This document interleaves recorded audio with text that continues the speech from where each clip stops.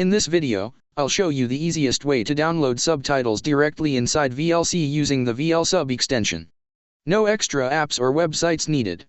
First, open any video with VLC Media Player.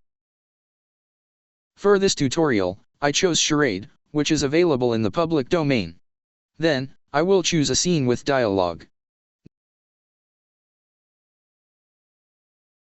Next, go to the top menu, click View, and then select VLSub.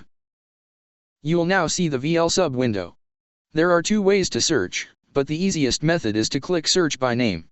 After searching, you will see a list of available subtitles. In this case, I'll select one from the list, then click Download Selection. Once downloaded, the subtitle will automatically load into your video. There you go. The subtitle is now appearing.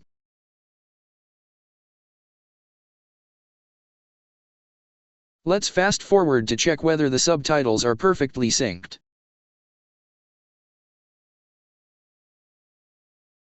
You'll also notice that the subtitle file is saved in the same folder as your video, with the same file name. That's it for my 1-minute tutorial. Make sure to like and subscribe.